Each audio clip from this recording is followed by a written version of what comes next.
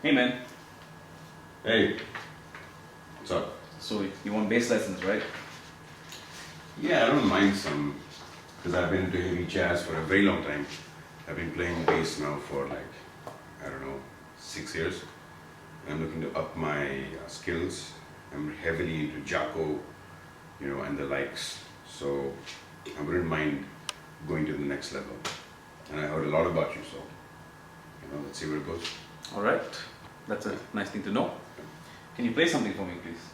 Sorry? Can you play something for me? You mean like now you want a live demonstration? Yeah, I just want to see where you're at, so we know you're ready for advanced stuff. Yeah, in fact, I have a lot of recordings. I haven't sent you some. I know, but I want to see it and hear it in person. Alright. Okay. You ready? Ready, right? Yep.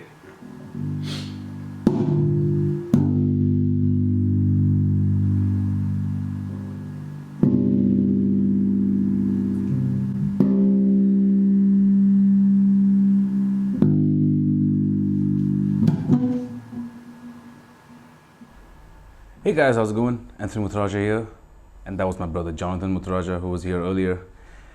I couldn't think of a better guy to do that video because my brother doesn't play anything.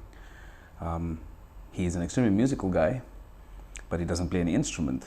And I thought, who else could I call to prove my point of how some students I deal with, or actually students that I don't end up teaching, potential students I don't end up teaching just because of this delusional mindset that they can actually play, when in reality they couldn't be more wrong.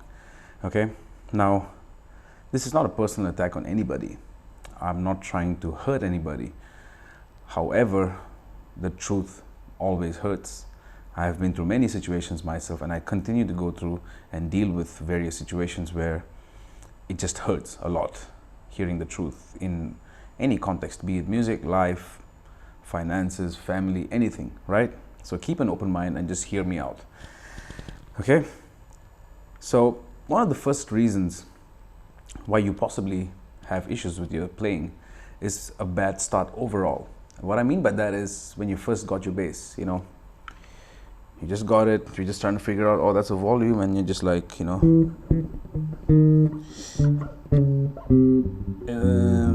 trying to figure it out. And then if you were somebody who grew up as a teenager in the early 2000s, you would probably try playing this song.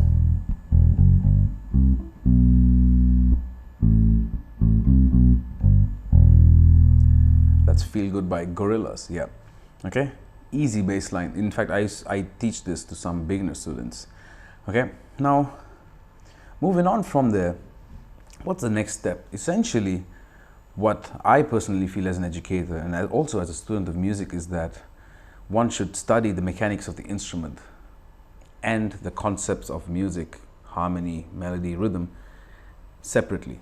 Okay, if I don't know how to navigate my instrument, what's the point in me trying to understand negative harmony or polarity or North Pole, South Pole, polar bears? Like, what's the point if you don't know how to command control of your instrument, right? So a bad start always equates to a very terrible end, and a never-ending terrible end, unfortunately. So you will always find yourself stuck in the same place, in the same rut, if your basics are just nowhere to be found.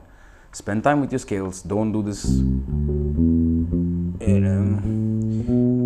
Okay, I know my C major scale, move on, and I want to play Teen Town.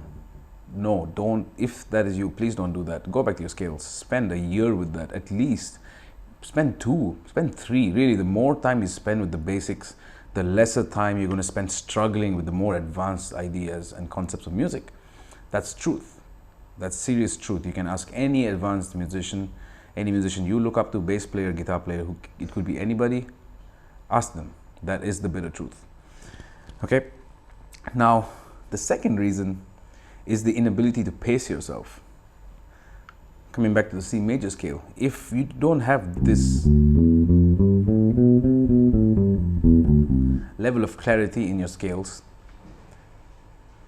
but you want to play something else already, that goes to show that you are unable to actually pace yourself and say, hey, I need to actually sit down with this a lot more. I need to sit down and focus on every note, how every finger moves, the sound production. Really pace myself, take my time,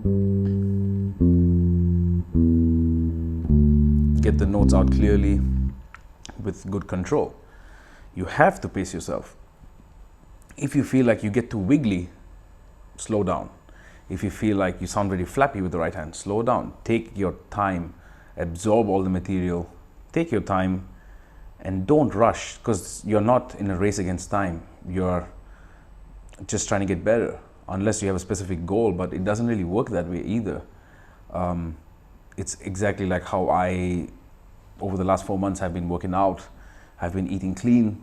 I've lost about 24 pounds, I guess, around there. But I am not exactly bothered by that, because I'm trying to do this for longevity. I'm trying to do it till the day I die. That's how I'm looking at it. I want to change my lifestyle. I want to be stronger. I want to be healthier.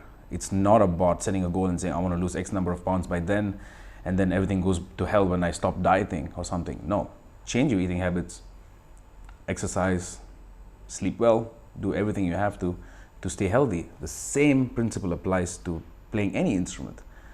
Take your time. The goal is longevity. The goal is not a short-term goal where by then I want to be able to do this. You do that much later in your journey. Okay? Now, the next thing I want to talk about, let me cut that call, is the inability to pinpoint problems. Okay? Before I actually carry on with this point, I want to say that whatever pointers I'm talking about, they are all constantly influencing each other. So the inability to pace yourself will also lead to the inability to pinpoint problems. If your problem area is your scales, but you don't see it, you don't hear it, and you're already trying to play arpeggios with extensions, but you're able to play it. For instance, let's say you can do this, but you're not able to do this. You would not see that as a problem. You would see it as, hey, I can do that, which is harder. It is. So I don't have to worry too much about the scale. No, it doesn't work that way. Whatever you touch, as far as a scale, arpeggio, whatever, you have to get it right to the optimum level and then move on to the next piece of information. Okay? So pace yourself and sit down and develop the ability to find problems in your playing first, and then the good stuff in your playing as well. The next point is not being open-minded enough. Okay, what I mean is, you could play Red Hot Chili Peppers, you could play funk rock, you know, maybe even new metal like Slipknot or Limp Bizkit. I love Limp Bizkit. I can't remember his name, damn it. But anyway, you could love all those styles of music, but don't neglect theory, harmony. Don't neglect listening to classical music, to jazz, to old swing, blues. Listen to these styles of music, because if you want to grow as a musician, you need to understand the growth of music as well. You need to understand how music is where it is today, in the good and bad forms. The bad forms being today's pop. The 1920s pop was swing music. So check that out, you know, see what they were up to, absorb what bass players were doing then. Look at what's happening now with the bass. Look at how Jaco influenced a lot of things. Sit down, spend time with these things, because it's very important to understand the mindset and the overall approach of how a lot of musicians innovated and pioneered a lot of technical and musical aspects of the bass guitar, right? So keep an open mind. Just because you like a genre or you like a specific somebody doesn't mean that's all you have to play. And that also doesn't mean you have to play everything, no. But as far as learning goes, you have to have an open mind. You need to keep an open mind and ear to be able to learn and absorb all the information possible. And then what you choose to do with information and how you do everything else from there on, that's entirely up to you. Okay? The fifth point, wait, I need to work on my handwriting. Being dishonest to yourself. So lying to yourself, saying, I've got this, but you don't, and you move on. I've had at least 20 emails where guys say, I can play. I know my skills, I know my arpeggios, but I can't improvise. And I'm just like, that is a complete lie. Because if you actually know your skills and if you actually know your arpeggios, you should be able to improvise. Because to improvise is to compose spontaneously, and to be able to compose, you need to have tools and devices like scales and arpeggios. And chords, if you know that, you should be able to compose, which means you should be able to improvise. So who are you lying to at the end of the day? It's yourself. It's your loss if you don't see those problems in you, but you think something else about yourself. You know, you could think extremely highly of yourself. So stop lying to yourself. If that is you, get your head together, get your head in the shed, get your instrument and everything else into the shed, and just hit it hard and hit it smart. Okay, which brings me to the sixth point, being unwilling to accept the truth. This was my biggest issue. 6 years ago, I did a gig where a specific standard was called. I couldn't hear it. I couldn't hear the piano player call for it. I flipped and I heard an F minor in the beginning, and I opened All the Things You Are, but the piano player was playing You Don't Know What Love Is. Believe it or not, it took me the entire song to finally realize that that was the tune we were playing. I couldn't hear the melody. I couldn't find myself. I was lost the whole time. I even took a solo being lost. I got my ass handed to me. I got my ass kicked so bad. It was extremely embarrassing. Naturally, when you're in such a situation, the only thing you would do as a reaction is get mad at yourself or get mad at somebody else. I chose to look at that situation as an unfortunate accident, but also an extremely stupid move on my part, because I could have just asked them, what tune are we playing? But then I realized I couldn't even hear the melody. The melody was being played.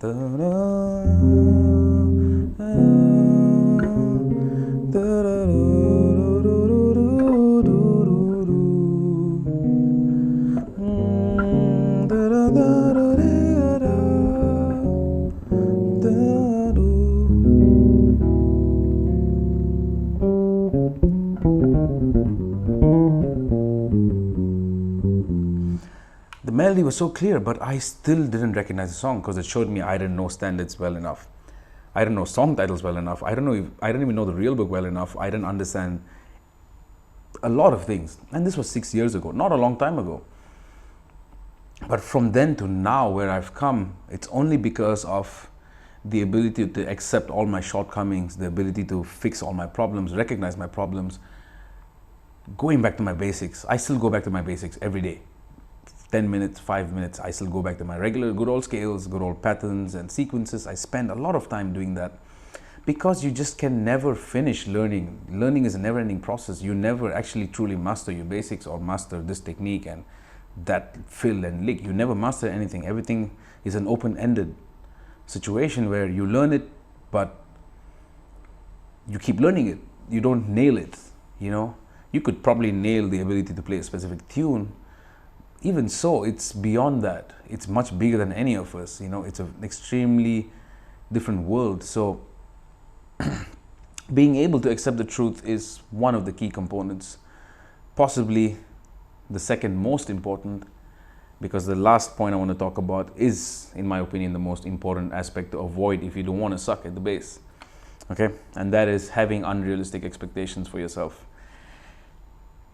If you are somebody who's been playing for 20 years, and let's say you cannot play like someone like me, that is okay. It's only probably because of a couple of things like life. You probably couldn't hit the shed as hard as you could. You probably practiced the wrong stuff. Your teacher probably threw you off track. College threw you off track. Life, you started a family. A lot of factors go into this. So don't be hard on yourself. I've been playing bass for 9.5 years roughly now. Most people don't buy it because they say, man, you sound extremely advanced. I don't know.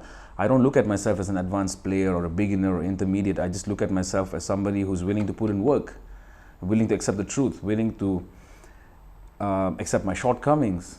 I try my best to keep an open mind. I try to start everything well, keep my foundation solid. I put in all that effort, and that's possibly why I have this result. So sometimes it's not even about the amount of time you spend, it's actually just how you spend your time rather than how much time you spend.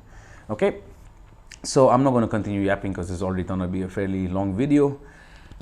If you haven't already subscribed to the channel, do subscribe and hit that notification bell to stay updated.